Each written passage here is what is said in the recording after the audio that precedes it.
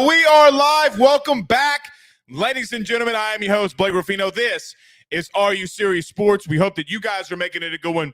We know that we are as well. Massive show in store for you here tonight.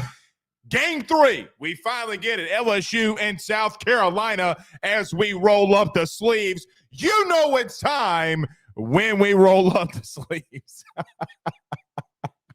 You know it's time, baby, when we roll up the sleeves. So we got a game tomorrow morning at 9:30. I am jacked up, baby. Hoover ain't ready. Hoover ain't ready for that ass whooping coming. They ain't ready. We got a lot we got to touch on here tonight. Time to go to Hoover as Alabama and Kentucky are currently playing. Before we came on, Andrew Pinckney, what does it do, my guy? From Alabama with an outright hose, mega balls.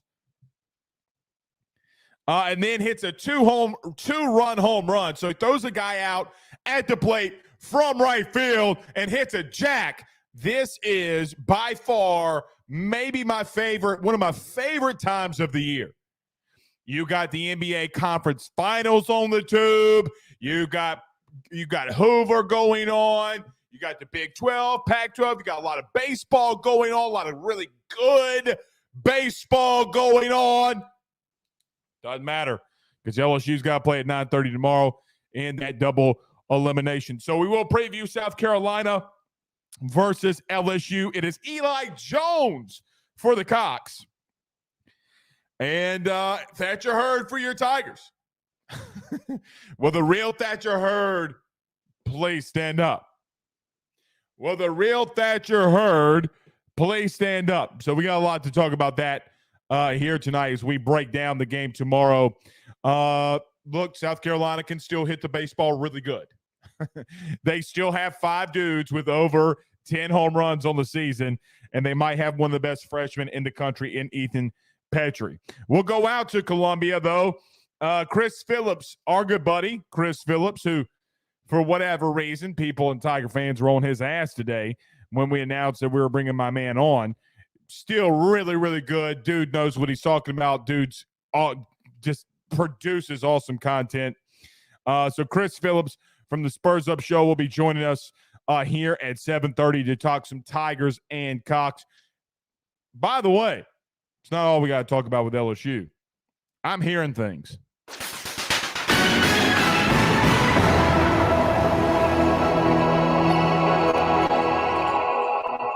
Daddy is hearing things. This football team's starting to lock in, y'all. This football team's starting to lock in a little bit. So we're going to touch on that. We're going to touch on, before Chris joins us, just what I'm hearing from some of the guys around the facility. A lot of them are working out on their own, getting ready for June the 1st, which they'll start all coming in on June the 1st. But I think this team knows what they're after. This team 1,000% knows what they're after and what their goal is. So we'll touch on that as well. Saints start OTAs. I got to call out Saints media. Freaking out that Derek Carr went 6 for 6 in an OTA and threw a deep pass to Chris Olave in a 7-on-7 is just temper yourself, bro. Temper yourself, man. Temper yourself. I'm going to call some of the Saints media. So I think that they deserve it. I know that they will attack me a little bit. I think that there were some good things going on. Nothing to kill that vibe, but temper expectations a little bit. Don't come up in here talking all that shizite. Yeah, Nathan East says Saints media are going wild over Carr today, y'all. They are going bananas. BANANAS. Bananas. Over Derek Carr today, going 6 for 6. Like, come on, dude. Like, calm down, man. Calm down.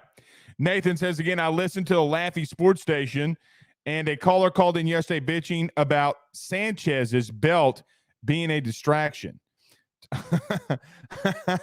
I guess for softball. Yeah. Oh, well. Chris H says, anybody coming out here to Hoover this week? Chris H lives out that way, don't you, Chris? Correct me if I'm wrong, but I remember you saying, I think you told us that you do live out that way. Levi on YouTube says, I'll hit up there after work tomorrow and be there Thursday and Friday. Oh, LSU's going to lose, y'all. LSU's going to lose. Every time Levi goes to games, we lose. So count your bets. Paul Skeens is not going to look good on Thursday. He's not going to look good. Levi's going. But that's good. That's good, Levi. We're glad you're going to be there, man. Jake Roberts says, Blake all jacked up on Mountain Dew tonight. I love it. Abso-freaking-lutely. We are jacked up on Mountain Dew, baby. Paul's Up Martin says, release the herd. Yes, you've heard release the Kraken, but have you heard about releasing the herd? And I'm not talking Colin. No. Not talking about Colin. Delton Duce says, my body is ready. Yes, my man Delton has not said in quite some time that his body is ready. We have been tempered on the show for 2 months. 2 months we've been tempered on the show. I'm ready to come out here and run through a damn wall.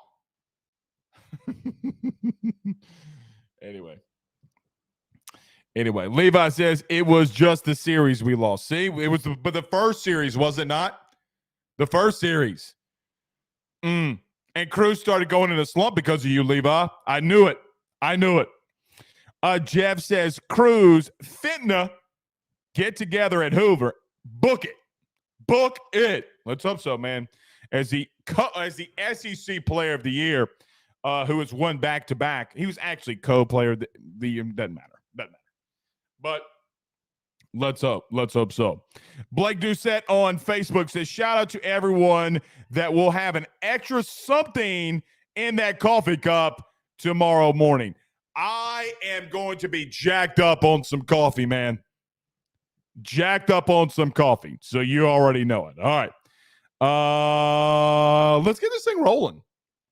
We got a lot of Thatcher Hurd and Eli Jones and South Carolina we got to talk about, man. There's no doubt. We got a lot that we need to talk about here tonight, but let's get that rolling.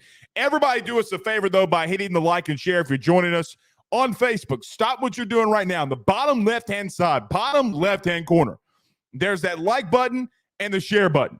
Do us a favor. Just hit it. Smash it right now. Bam, boom, bop, beep, boop. Hit that like button. Hit that share. Share to all of those Facebook groups.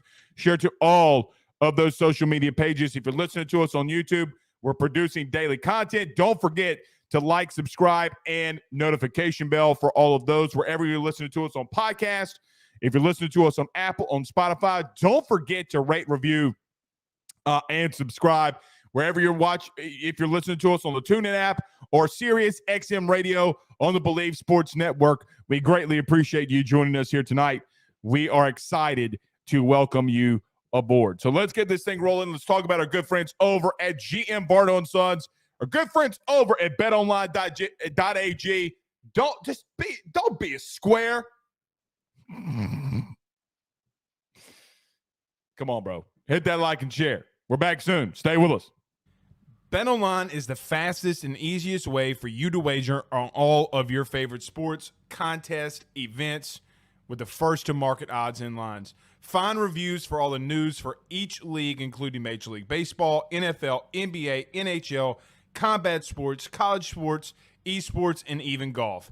BetOnline continues to be the top online resource for all of your sports information for live in-game betting, props, and futures. Head on over to BetOnline today and use your mobile device to join and make your first sports bet. Use our promo code BELIEVE50, that's BELIEVE50, BLEAV 50, to receive your 50% off welcome bonus on your first deposit. That's betonline.ag, betonline.ag. With over 65 years of experience, nobody is better equipped to service in your vehicle than GM Bardo & Sons.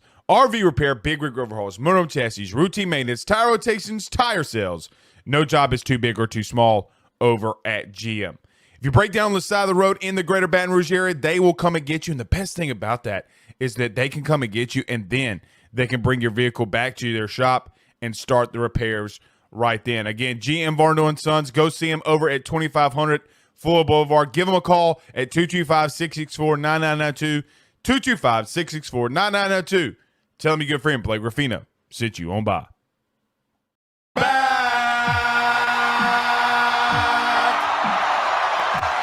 Yes. Everyone hit the like and share. Thank you, team, for doing that. Nathan E. says, me and my coworker are definitely going to camp out in the truck tomorrow morning for the game. Where y'all going to be camping out at? I wish we could all just, I just hate morning games, man. I don't mind noon games, but morning games, like, come on, dude. Are you that big of a Rudy Poo? Like, are you that big of a freaking Rudy Poo to be doing morning games? I don't get it. Jason Gilliott says, I'd bean, or maybe he's trying to say, I bet Petrie every time I'd bean Petrie every time he steps up to a plate. Well, I don't think you're going to do that, but the dude can really, really, really hit. Delton says, stay home, Levi. True. Tell the man Levi to stay at home. All right. So if you missed it today, South Carolina took down the Georgia Bulldogs, the team that you actually just took 2 of 3 from in Athens, but they won in convincing fashion, almost run-rolled them. I think, what was it, 9-0, guys, if I'm not mistaken. Massive win. Look, South Carolina has been in a little bit of slump. Let's just say it like it is. You know it. I know it. They've fallen out of the top 25. It doesn't matter. It does not matter. I don't care that South Carolina has been in a little bit of a slump as of late. They can still really hit. And we'll talk about this in just a minute. Like we just mentioned, Ethan Petrie, Funky Cole Messina, Braylon Wimmer, Gavin Casas, Will McGillis, all of those dudes can hit the ball out even in Hoover at any given moment. Petrie has 21. Funky Cole Messina has 17. Wimmer has 12. Casas, who even though he's hitting 259, he's a home run away from getting in that 20 club. And then McGillis has 10. They've had injuries. If you've kept up with them since LSU played them in South Carolina, what about a month and a half ago? They've had some injuries. Doesn't matter because Eli Jones is the guy that they're going to be throwing tomorrow, a guy that's had some really good success for them this season. So you'll have an Eli Jones versus Thatcher Hurd matchup. Just to give you an idea, Eli Jones has been pretty good this season. He has not been bad. Now, he's blown some games late, but he's coming in big spots. This will be his 20th appearance. This will be his 6th start. He has a 3.88 ERA. You've seen him before. You know what he's like. You have been there at the plate with your starters and seen Eli Jones before. But they've seen you too. And you don't want to be on the receiving end of a team that's starting, who's been in a slump and starting to get hot. You know what it's like. You were slumping a little bit. You go out to Georgia and you beat a team that can also really hit.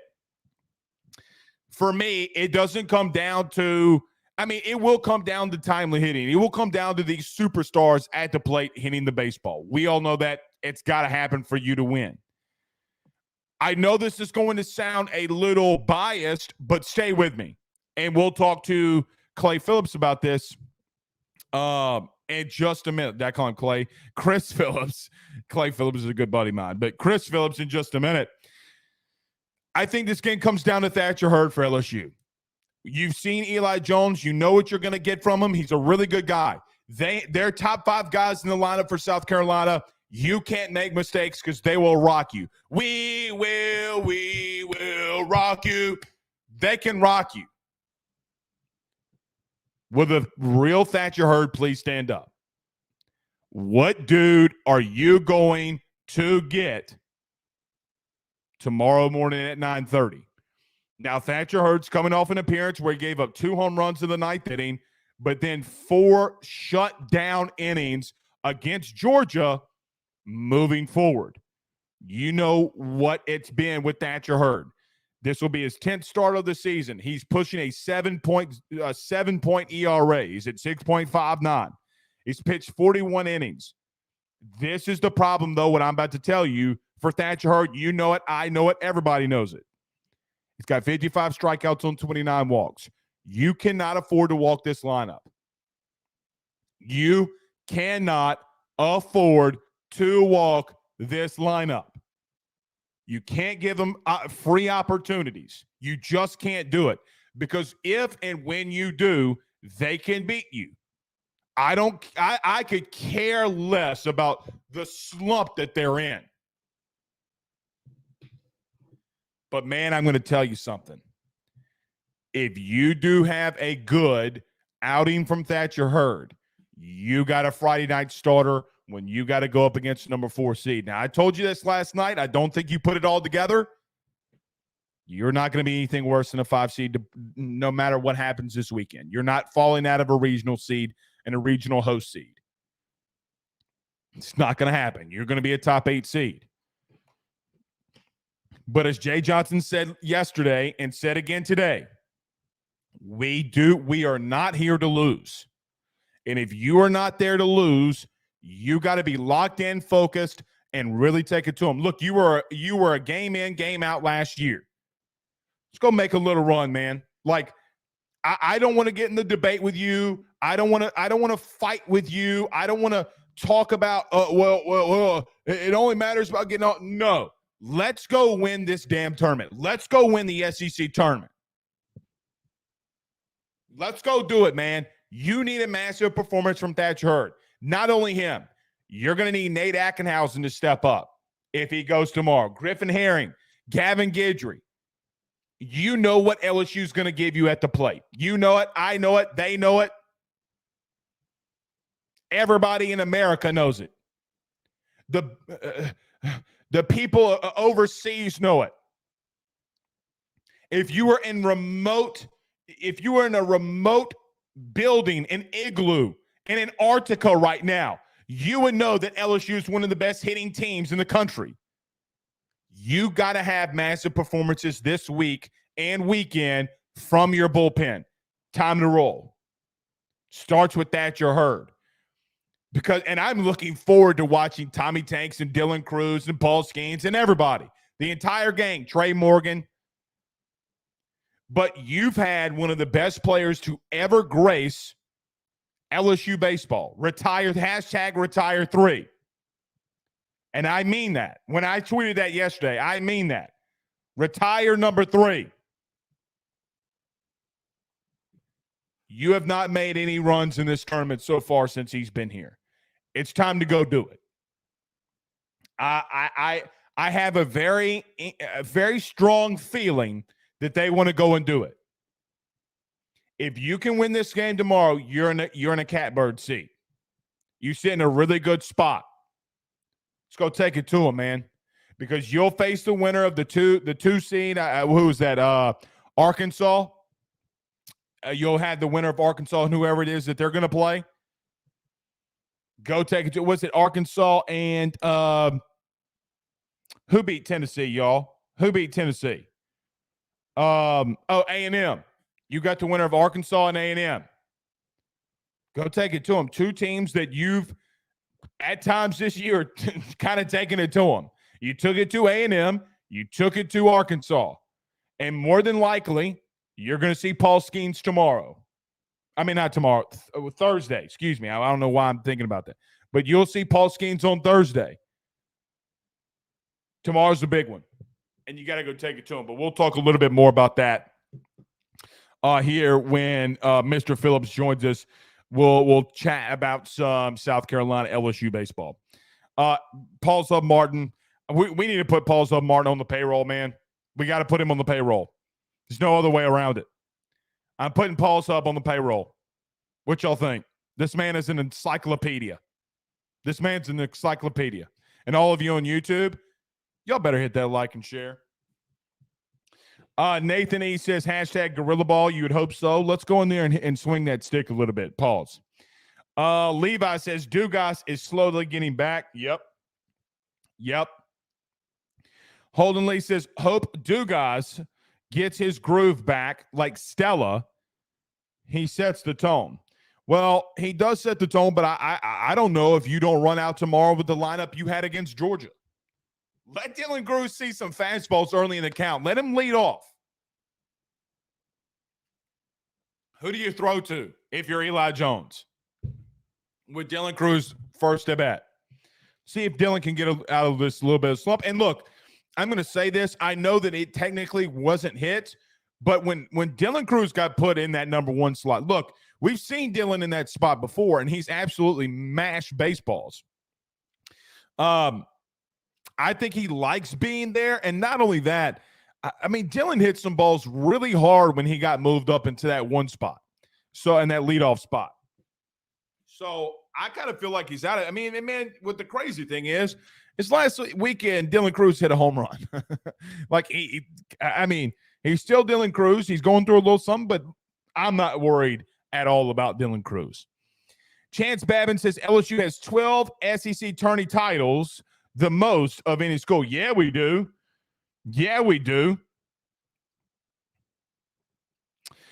Chad says, need to hand out some 97 Eastern reflexes. God, what a bat. And recline bats to the guys. What a bat, Chad. What a pull. What a comment. Ryan says, let's give Skip a belated birthday this week by winning the SEC championship. Yeah, and I should have let off with that. But it is the legend. It is the GOAT, literally. Not, we use the term greatest of all time so many times in today's society. Skip Bertman literally is the GOAT of his sport.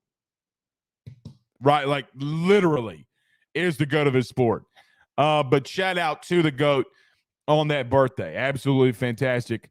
Love me some Skip, man. Love me some Skip. How can you not? I don't know how you can't love Skip Bertman. Anthony B. Saint says, Blake, I'm with you 100%. I think this team is 100% want to win this tournament. Yes, they do. After letting that SEC title slipping out of their hands on Sunday. Yeah, and that's tough. That's tough.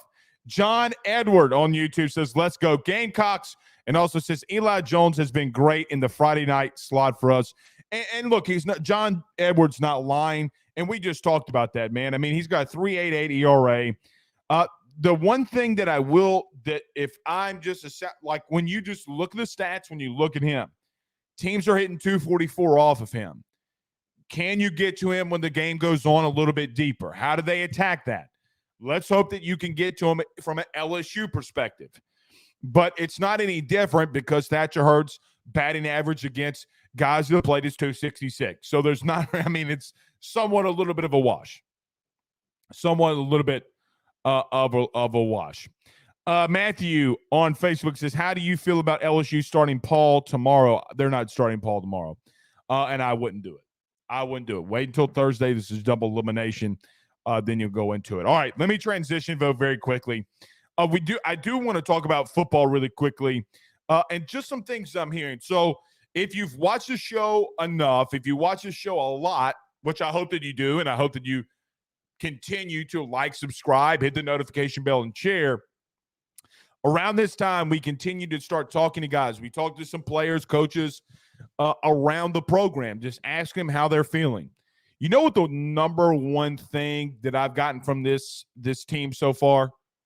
Like everybody I talk to, players, coaches, on-field staff, anybody, I think that they know that they have a good enough team that they can make a serious run, a very serious run. You're seeing guys on their own, a lot of them working out, getting ready for this summer's workout. We talked about it yesterday, Mason Smith being cleared. I'm hearing things about Harold Perkins and gaining more weight and getting ready to play, not just being an edge guy on the outside, but playing more of a role on the inside along with Omar Spates and Greg Penn Jr. or Greg Penn III, excuse me. What's interesting to me is when you're talking to anybody, it seems like they all have one direction that they're pointing towards. I'm not saying that a national title is a bust for them, because I don't believe that it's a bust. But when you're talking to them and they all want to get there, right? Like when they all want to get there, you get to a place where, okay, everybody, and I'm going to use the biggest PJ Fleck, and I quote, and I hate using this, but when you're rowing in the same direction, when your leader's leading you in the same direction, the confidence starts to build. You have a lot of leaders on this team. Harold Perkins starting to chirp up. Omar Speights is one of, if not the most experienced linebackers in the country. How does that pan out? For me, and it's going to be interesting. You're reporting in a week. LSU will be there in a week, and football will start, camp will start, and before we know it. I know that the motto around LSU is graduating champions. The mindset and focus that I get from this team right now is the word champion is something that's always on the forefront of their mind, not in the back of their mind, the forefront of their mind. Now, regardless what you believe, depth, statistics, whatever, I think Carter Bryant yesterday on the show said it pretty good. You got a really good coaching staff, and a coaching staff that can harness the energy that you have coming out of that building and going to be able to harness that and refocus that into where it needs to be. You have squad team leaders, guys that are being vocal. And the best thing about it is this is what I hear from some of the coaches in that building. The actions of Jane Daniels and Garrett Nussmeier pushing each other, rooting for each other, has legitimately rubbed off on everybody else. I like where the psyche and mindset is here. We don't talk, look, when we come on this show and we bring on guests, we talk about this depth, that guy, this depth, that guy. What can you do at quarterback? We never talk about the mentality going into a summer. We never talk about the mentality that you have to attack championships. Now, luckily at LSU, you've seen that mindset. You've seen the champions part of a one central focus. Now, I want to temper expectations, but I know what I'm seeing. Remember about this time last year, and I'm going to cop out on myself because Facebook memories reminded me of this yesterday. So I started making phone calls, called about 40 people, and all got the same answer. A year ago today, I would come out in the show and say something very specific. It would go a little something like this. These guys think that they're getting to 10-plus wins. The same thing, the same people, the same atmosphere with that team who says, Blake, we're getting to 10 wins. It's the same team that says, yes, look, BK says graduate champions. We're going for the champions part now. There's something to be said when a team, and look, you're going to see this in Hoover. It doesn't matter what sport it is. It could be tennis. It could be hockey. It could be golf. Hell, it could be water polo. What are they doing with pickles these days? They're swinging them apparently at balls. They call it pickleball. All jokes aside, when a team comes in and has the mentality, as you're seeing in Hoover, guys, there's no reason right now, as I'm sitting here in the studio watching Alabama, there's no reason that Alabama with a coach that got caught betting on games, they should be out here spanking ass. None. Zero, zilch, nada. when an 18 to 23-year-old kid flips that switch like LSU has and talking to people, and you know that what you're seeing here, something really interesting. All right, let's do this. Chris Phillips is back in the building. Look, there's two things that can make you me really admire you. One is publish great content. Check for Chris. Number two, stand up to the haters, baby. What's up, man? Chill out on my guy. Damn, man. Rough crowd. Rough crowd. I love his content. We got some LSU South Carolina we need to talk about. We're talking about it next. Let's mention our good friend Carol Falls over at State Farm. Might go over to the Drake Williams Law Firm while we're at it. Chris Phillips next. Guys, you might know my good friend Carol Falls and all the great service that he provides over at State Farm. He is your good neighbor after all. But did you know State Farm has surprisingly great rates as well? Along with a great neighbor service, State Farm agent Carol Falls has surprisingly great rates for everyone inside the state of Louisiana. So call him today at 985-395-4300, 985-395-4300 for all of those surprisingly great rates on auto, home, and life insurance needs. Like a good neighbor, State Farm is there, and individual premiums will vary by customer. All applicants subject to the State Farm underwriting requirements. The man is back. The man is back. I got to admit, you took some hand. Hey, man, you took some heat. Good evening, sir. How are you? Blake, my Bayou brother, what's going on, man? I'm doing well. You know, I was tuned in a little bit earlier to the beginning of your show, and one thing I admire about you that I'll say is I get pretty animated in my show. I get pretty fired up.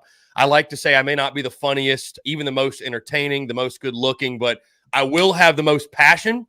But no doubt. Sir, you bring the heat, man. You bring the heat. I respect the hell out of it. So I appreciate you having me on. And it's funny, man. I was just looking on Twitter, speaking of Twitter, right, which – what a fantastic place that is. And I see the pitching matchup announced of Thatcher Hurd against Eli Jones, and I think it comes from an LSU beat writer. And I see people commenting saying, he stinks, talking about Thatcher Hurd. And I'm like, every fan base is the same, man. We just all love and hate our own team at the same time. So I'm glad we have so many things in common, man. It's great to be here, Blake. I appreciate you having me. So let's start there, and I appreciate you joining, but let's start there because, look, LSU saw Eli Jones. Now, the last time that we saw Eli Jones, we thought he was going to throw on the Friday night, but then here came North Carolina, and you're like, hey, we're going to stick in North Carolina. Here comes Eli Jones here, the Friday night guy. But LSU did see him, and he's going back against him today. The one thing that I love is that we get a game 3 finally, and it's funny because when we, kind of all broke off and the series was over, like, hey, we'll see you in Hoover. Yeah, man, we'll see you in Hoover. Well, now here we go. I think this is a good matchup. But, Chris, I got to ask you the honest to truth question here. I know South Carolina slipped a little bit, but today was massive for the Cox. So what did you see today that you liked? And I guess give us a little bit of a brief detail of what's been happening over the last month since we've seen you guys. Yeah, Blake, and Mark Kingston, I thought, said it best in the postgame, and I'm paraphrasing, but he said that looked and felt a lot more like the first 40 games than the last, 15 or 17 or so the regular season. So, since the South kind of LSU series, which what a great one it was, and again, we talked about it was unfortunate that we were all robbed of a fantastic game 3 because of the silly SEC rules, 3 days to play 3 games, what have you. Yeah, man, it's crazy. The last 4 series, Gamecocks lose all 4 of them. It felt like to me, Blake, watching a team that, ran into some good competition, obviously battled the injury bug, got really, really cold, though. And I think mentally maybe started to doubt themselves a little bit, got a little uncomfortable, some different guys playing different positions. I mean, anytime you got to move your catcher to third base and you got your backup catcher coming in there and you got your weekend rotation all shuffled. Will Sanders is obviously injured right now as well. Just a lot of things all at once for this team. And, I talked about Blake early on in the season. I'm sure you feel this as an LSU fan. Teams like South Carolina, LSU, they got good players.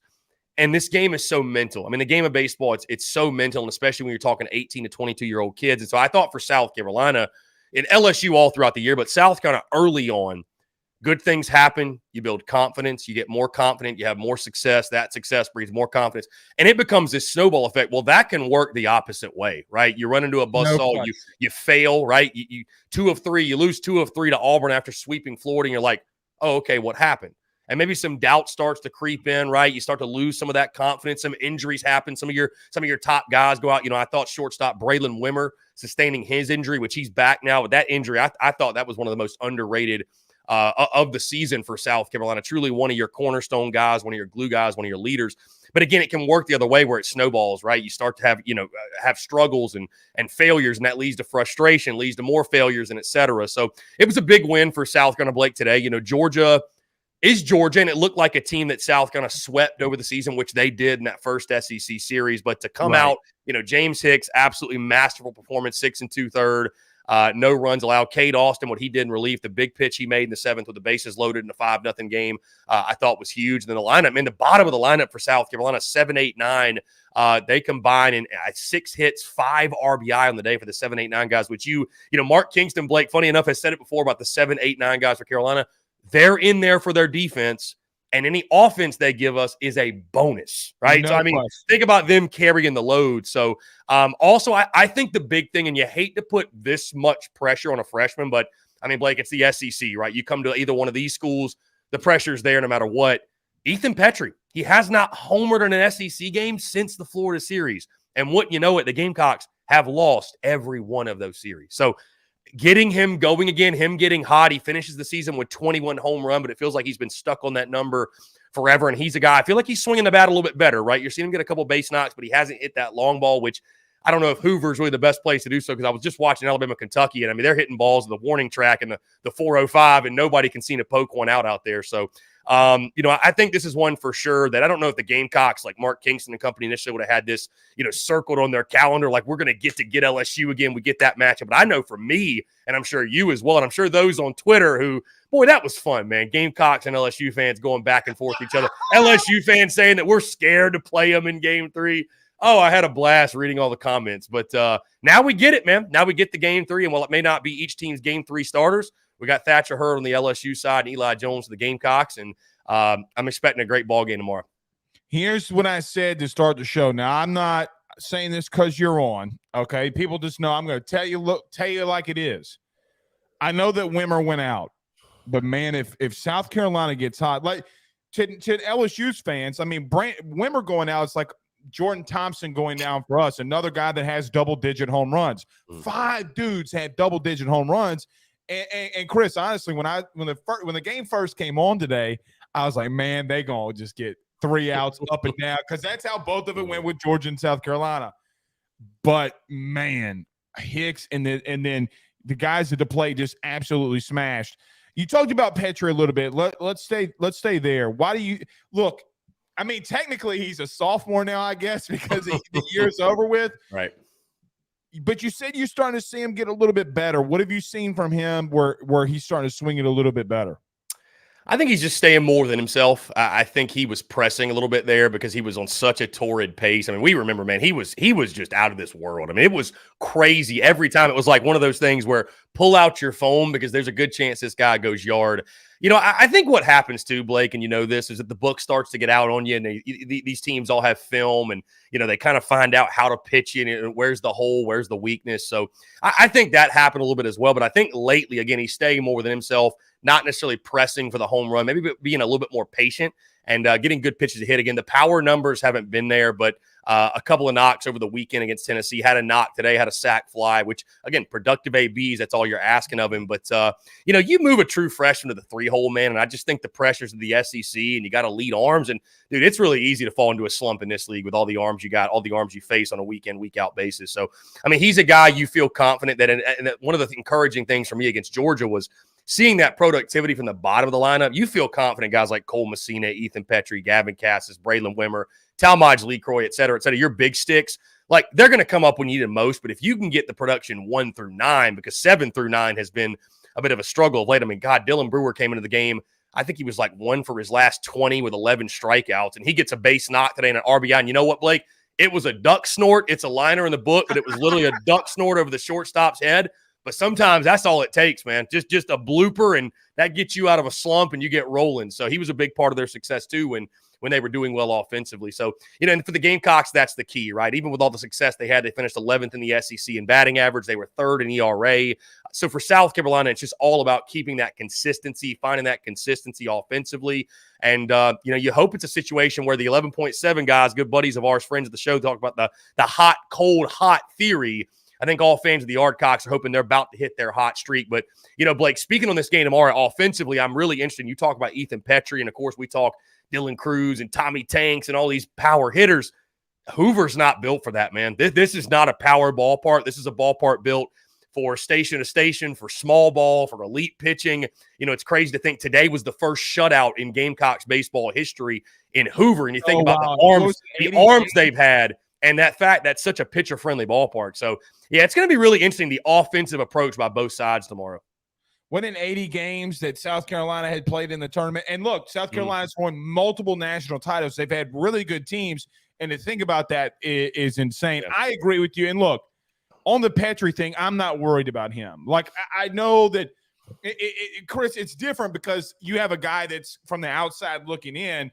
But Dylan Cruz is going through the same slumps, okay? Like, look, the dude slumped and went down 70 points. He's still hitting 423. He's the SEC Player of the Year, back-to-back, whatever.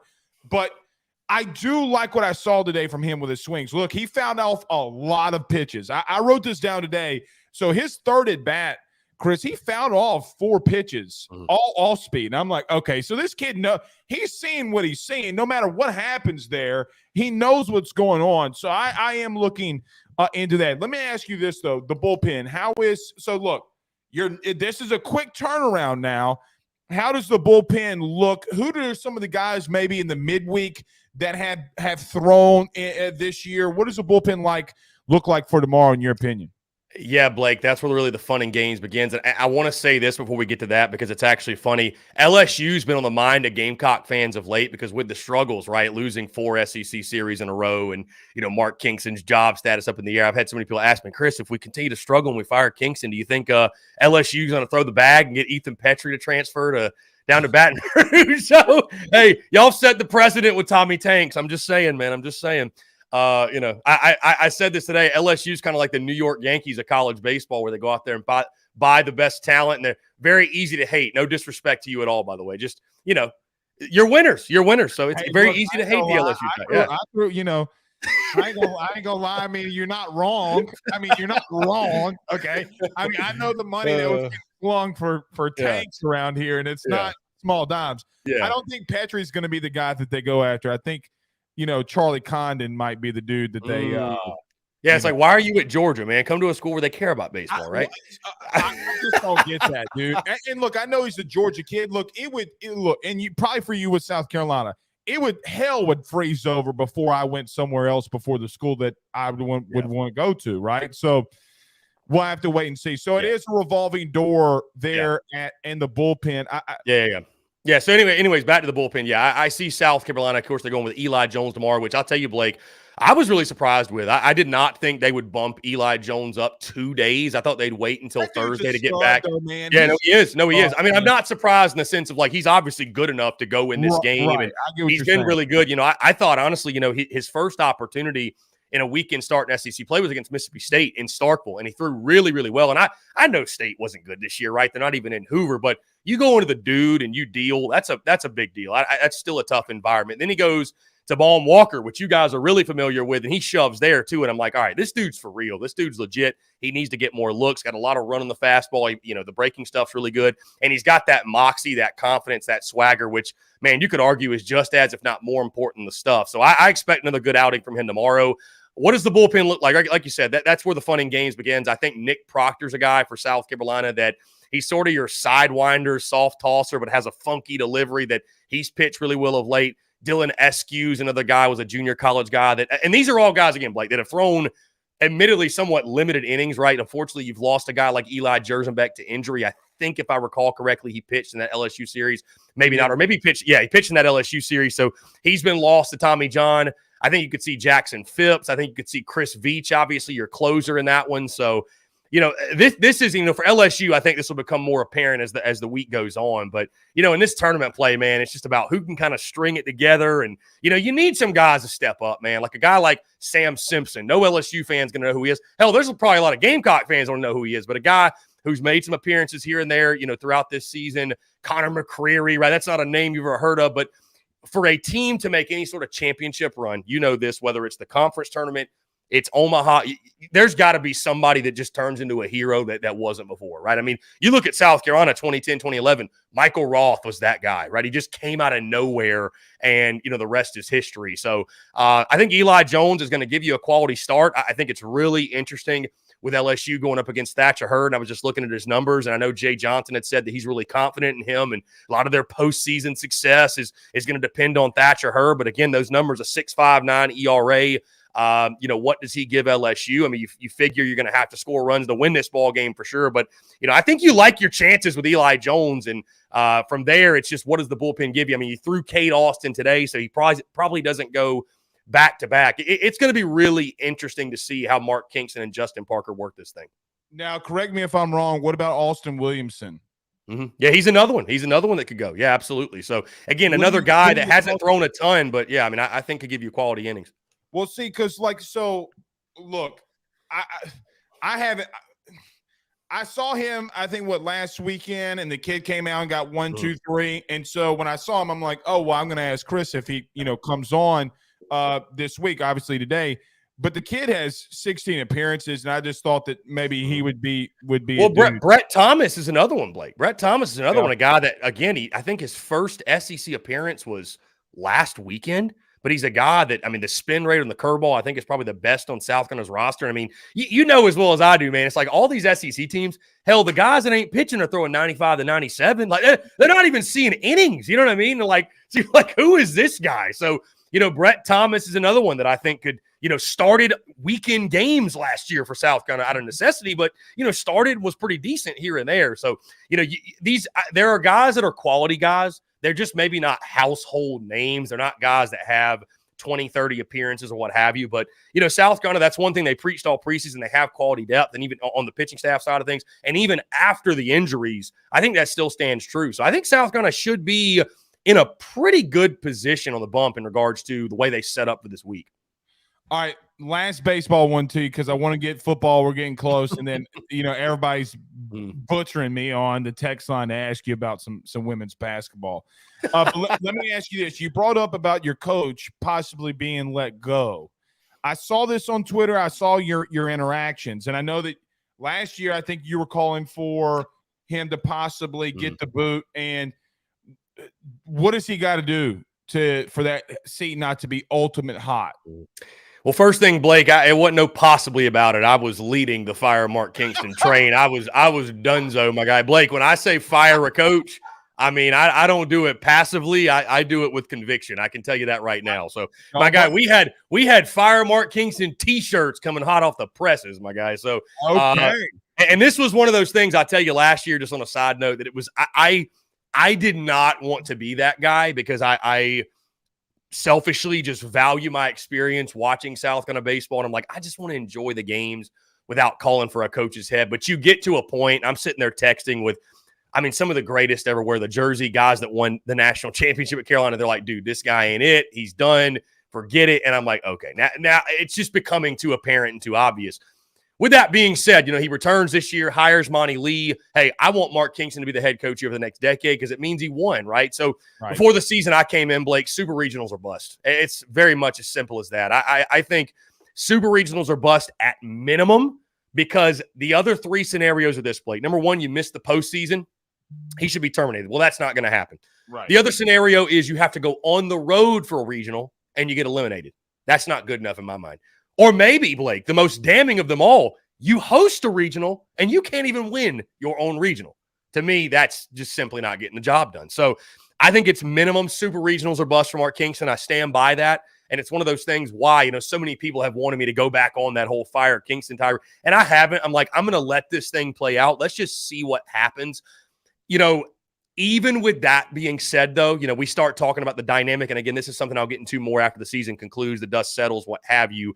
if they make it to Omaha, then it's a no-brainer, right? Mark Kingston should be back. He earned it. Even if they make the supers, if they don't get farther than that, I just think there's going to be this sick feeling in everybody's stomach because this team was a lock for a top 8 national seed. And I know they had injuries.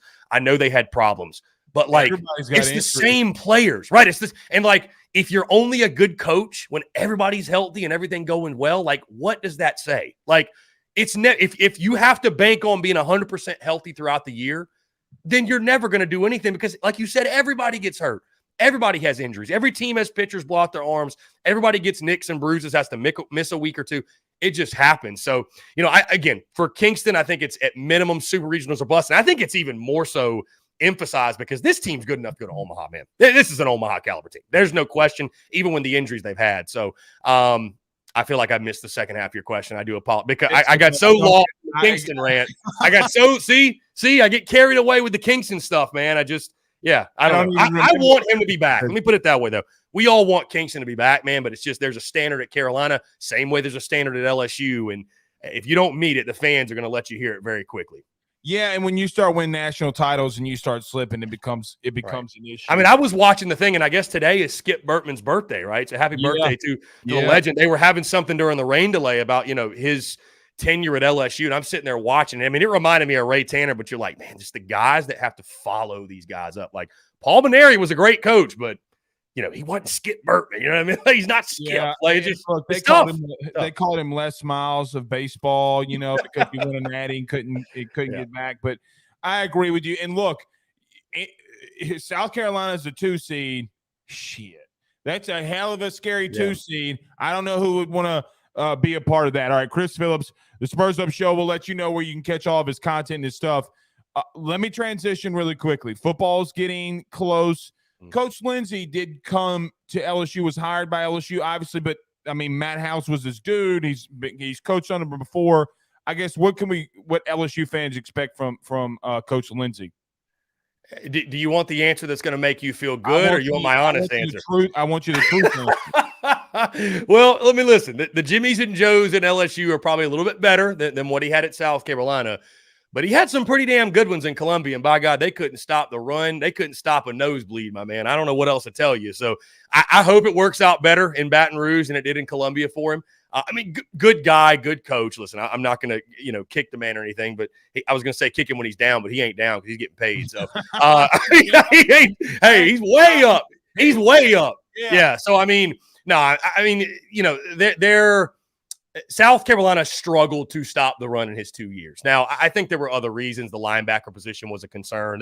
But it has felt like over the last couple of years that the defensive line did not quite live up to the hype they received. Now, are Gamecock fans known to maybe overhype their team just a little bit? I mean, here and there it happens, but I didn't feel like you saw this defensive line reach the true potential that it was capable of. Now, was that more on the players? Was it something to do with Lindsey? I have no idea. But by all accounts, by the way, he's a great recruiter, great dude. But I thought there were some things left to be desired. And I think it worked out well for both parties. I mean, I think LSU does get a quality coach. South Carolina gets one of their all-time greats to come home and coach the D-line. So, I mean, I think it works out well. But, Blake, I'd be lying to you if I said I was sad to see Jimmy Lindsey go.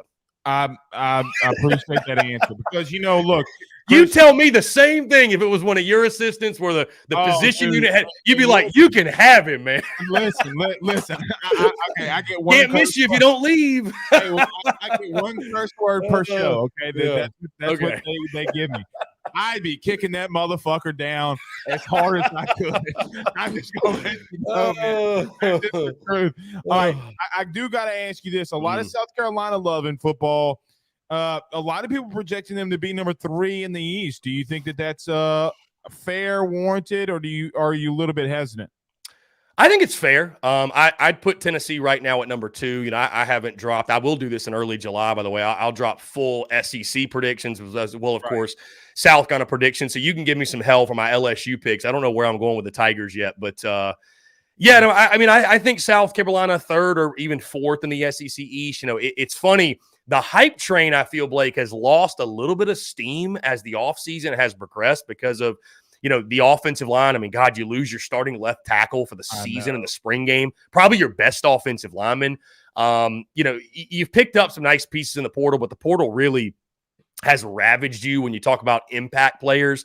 And, I think there's still concerns on both lines of scrimmage. So, and then you look at, teams like Kentucky with Devin Leary and Liam Cohen, their OC. You look at Missouri, who returns like 80% of the defensive production. I think Florida's going to stink, honestly. Vanderbilt's Vanderbilt, and then Georgia's number 1. So the SEC East, I feel confident in this. I'll put Georgia in Penn at number 1 in the East, Vandy at number 7. I think the rest is pretty wide open. But, I think third for South Carolina is very fair. Could they finish second if they get Spencer Rattler we saw in the final 2 games of the regular season? If he's that consistently, then yeah, they could be a 9 or 10 win team. But I think more realistically putting South Carolina in that 7 to 8 win range, which I mean, again, Blake, there's like 5 or 6 teams, 7 or 8 teams in the SEC you could pick to go 7-5 or 8-4. So, I think the Gamecocks are kind of one of those middle of the pack, like a Arkansas, like maybe like an Ole Miss. Maybe they're a little bit better, but you know what I mean? Like kind of one of those just middle of the pack teams. I mean, we saw so many over-under win totals drop at 6, 6.5, set, like so many. So I think third is a very fair pick, but there are real concerns for Carolina going in this season. I think are coming more into focus as we get closer to the season. As a guy that played at the next level, I don't want to hear anything about your starters not playing in the spring game for that specific reason. And look, you got to get the reps. You can't simulate. You can't simulate those kinds of things. That's just the part where it stinks. I agree with you. And that before we transition to our last question here, but I agree with you on one massive thing you said there. I don't care that Spencer Rattler threw the interceptions right at the end of the year. I care that he found something, and whatever something is. Can you duplicate that? I do think that that's a big thing. All right, last one, Chris. We'll get you out of here. Thank you so much for joining us. Got to ask you because they're in the chat, but I'm not going to curse at you like they did. I get what you're doing. We all know. All right. So listen, I'm with you. I took a shot at Dawn Staley. You responded. So look, I as they say in the business, I gave the alley. You dunked the oop. This is going to be a serious rivalry, though. I mean, but look, we put up, 7 videos, guys? What was it, 7? 7 videos over the last 2 weeks of women's basketball, and they're our highest content. I think that this could be a dead, knockdown, drag-out rivalry brewing, and I absolutely love it. Yeah, I was going to say, Blake, it feels good to talk to somebody else whose fan base cares about women's college basketball. When you've got two elites like these two heavyweights, you can see why. Listen, I poked a little bit at LSU because it's, South Carolina, listen, they didn't do what they needed to do against Caitlin Clark in Iowa, and it was a shame because I would have loved to seen the rematch. We all would have loved to as well. And, I was a little salty watching a team that South kind of beat by 30 points, hoist the trophy. You know what I mean? I was a little I will say this. I wasn't on the side of I loved the antics and the celebrations and everything. I thought those people on social media were losers who couldn't just see the fun in trash talking. But either way, I picked and prodded a little bit. But again, it's because of, LSU's a threat to South Carolina's dynasty. Bottom line, let's call it for what it is. They are. Kim Mulkey's a threat to what Dawn Staley's built, right? It's this other team coming in trying to knock you off as the top dog in the SEC. So I think it's definitely, man, like you said, going to be back and forth. I've never felt so much angst or anger or kind of like slight towards the team when you're seeing LSU land these players in the transfer portal. And you're like, why wouldn't they want to come to Carolina instead? You know what I mean? Like, what's going on? Why aren't we getting everybody? Like, this is what's going on. So there's a disruption of the order happening in Baton Rouge. It irritates those in Garnet and Black. I say, though, that's fine. Game on. We'll see you on the court, and we'll handle it there. So, like you mentioned, man, I think it's going to be a lot of fun over the next couple of years. I can't say anything more perfect than what you just did. And you know what, man? Just let's call it what it is. When, for an LSU perspective, or really anybody, like when Urban Meyer leaves Florida and then goes to Ohio State and starts winning, how massive Florida hated Urban Meyer. And then when Nick Saban left the NFL, went to Alabama, and we're like, not only is he back, the bitch is in our division, So, I mean, like, what you going to do? I do think, though, this is one of those things, and I enjoy bringing this in because it's not as if you have, Urban Meyer, Florida, you're never going to play each other. This is something that can be very real. So I really enjoy it. Chris, always, dude, you're always fantastic. But tell everybody where they can catch all your content. It's going to be a great game tomorrow, man. I'm looking forward to it. But where can they catch all your stuff? Yeah, I mean, I'm looking forward to the game, and obviously I know we'll be going back and forth on social media. I love, by the way, that you've been active during all the games, man. I try to do that as well, but love watching the SEC tournament, and pray for no rain. I think that's been the biggest upset, that South Carolina LSU might actually start on time, so that's a positive. But no, I appreciate you, Blake, having me on. We're on social media, Twitter, Facebook, Instagram, YouTube, TikTok, at the Spurs Up Show. We go live every single day, noon to 3 now. So we're doing a 3-hour live show, noon to 3, and that's all Eastern time, of course. We're on iTunes, Spotify, Stitcher, Google Podcasts, where you get your podcasts at the Spurs Up Show, of course. And we have a store, tsus.store, which is actually getting revamped right now. We're really excited. We're going to be doing a full store relaunch here in probably the next month or so. So really excited for that, man. And again, I appreciate you having me on, and definitely want to do more of this as we get closer, especially to football season. 100 days to kick on Thursday, my friend. I guess 101 for you guys since you play on that Sunday, but either way, we're getting close. I can't wait. It's like I said this in the show yesterday. I was like, it's like when you know that you go into your girl's house and y'all in the honeymoon phase and you can't get there fast enough. That's where I'm at. I'm at blue ball season. That's what. I love it. I love it. All right, Chris. We'll see you soon, man. You have a good night. Blake, I appreciate you, man. Take care. All right, that's Chris Phillips of the Spurs Up Show. Dude's fantastic, man. Dude's fantastic. I didn't see this in time, but Chance said, ask him about Raging Cajun eliminating Carolina in the regionals as a 1 seed in 2000. I mean, Chance, with all due respect, me and him were 10. Andrew Paul's Martin says, Connor McCreary sounds like someone who would play at Auburn, and I have never agreed with anything more in my life. Never have agreed to anything more in my life. Let me do this. Let me talk about good friends over at the Drake Williams Law Firm, drakewilliamslawfirm.com. I want to talk about Saints OTAs before we get out of here, so let's do that. Got to call out the media a little bit. Got to call them out. Be back soon. Don't go anywhere. Hit that like and share. By the Drake Williams Law Firm, drakewilliamslawfirm.com. Whether you've been injured in an accident, you're preparing for a future with your estate planning, you're getting ready to close in on a real estate deal, or you're about to welcome a new addition through adoption into your family, or you're facing criminal charges, you need very experienced attorneys, and that is what the Drake Williams Law Firm will be able to do for you in navigating the legal system. The door to their cozy office in historic downtown Ponchatoula has been open since 1981. They have helped thousands and thousands of Louisiana families and individuals win cases, close on real estate deals, and regain that peace of mind. Their lawyers over at the Drake Williams Law Firm, Ernie Drake III, Ryan J. Williams, and Summer Vignair, are very determined, compassionate, and dedicated to their craft. It's the Drake Williams Law Firm, drakewilliamslawfirm.com. Give them a call today at 985-386-7600. Tell them your good friend Blake Ruffino at AYS sent you on by.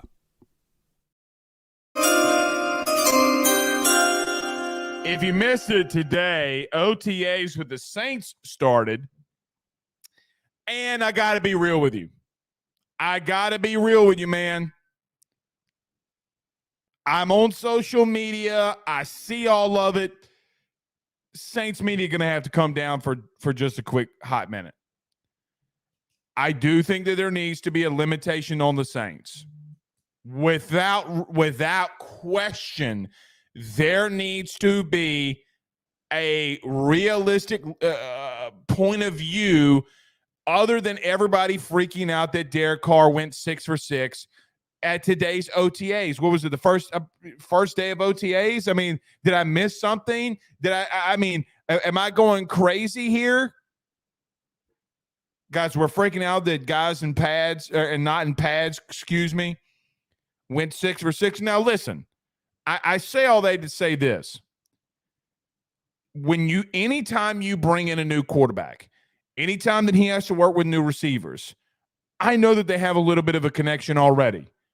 That's going to have to take place even more when you go live, when everything is up for grabs, right? Like, this is just the time when we're like if I came out and said right now that a 7-5 LSU team is going to have a really good connection with their good quarterback, yeah, maybe some of that would be true. But what are we talking about here?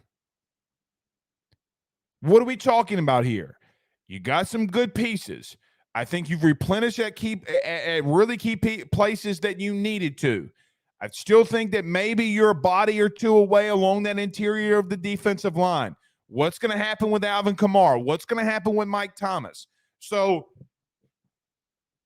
as we transition into this offseason and OTAs, don't freak out, as I'm seeing on social media, of Derek Carr on air going 6 for 6. Don't do it to yourself. Don't do it to yourself. I've been around a lot of football in my life. A lot of football in my life. And you will never see me freak out over a guy in a practice that's throwing on air going 6 for 6. You know what you did? Your job. Your job. Look, I know a lot of people that cover the Saints. Some of them, like John Hendricks, are dear friends of mine. Dear, dear friends. And this wasn't John doing it. Come on, man. You're better than that. You know not to freak out over something that you have no business freaking out of. And I'm not saying that this is a New Orleans thing when it comes to teams, not people. But when we talk about the Pelicans, when we talk about the Saints, we need to start maybe getting a little bit more of a realistic view of what's truly going on there. You know, like, are you or are you not going to have Mike Thomas? I think that's a big question. All right. Let's get on out of here. We'll talk to you guys tomorrow. Let's go win a ball game. Peace.